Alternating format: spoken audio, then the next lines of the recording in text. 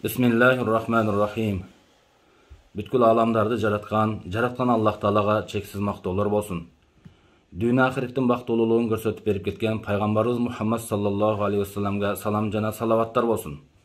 Урматтуу мекендештер, менин кайрылуумдун себеби бүгүнкү күндөгү эки мусулмандын ортосундагы абал оор акыбалга келгендигине байланыштуу бүт эле мусулмандардын жүрөгү ооруй турган оор акыбалга алып келген үчүнчү күч провокацияга алдырган ушундай нерселерге алдырбастан сабырдуулук менен, акылдуулук менен, жараткан Аллага жалбарып дуа кылуу менен, Аллах Таала сабыр кылуучулар менен биргемин деген бүгүнкү күндө ыйык Рамазан айында, бүгүн жума күндө бир мындай ачууга алдырбастан дуа кылуу менен буну биз билип турабыз. Тажик эли дагы мусулман эл, тажик эли дагы илгертен кошуна эл. Ушулардын дагы бир алым уламалары бар. Булардын да аттуу баштуулары бар. Угуп билип турат. Биздин дагы аттуу баштуу билимдүү алым уламаларыбыз кайрылуу жасап жатат. Мен дагы айтып кетет элем, урматтуу мекендештер, мекенди сүйүш бул имандан.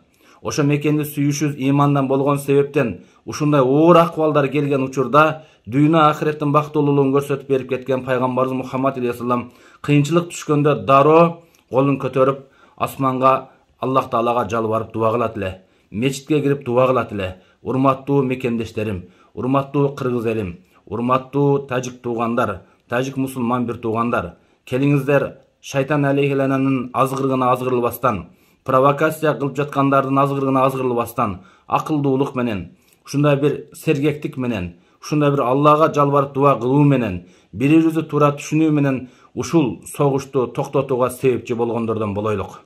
Бул согуш эки элге жакшылык алып келбейт. Бул согуш эки мусулманды бактысыз гана кылат, бактылуу кылбайт. Согуш кимге керек? Эң мына ыйык Рамазан айында, ыйык жума күндө бир Аллахтан коркойлук, Алладан үмүт кылайлык, Аллага дуа кылайлык. Бул шайтан алейхиланын оюну болду. Бул шайтандын оюну болду.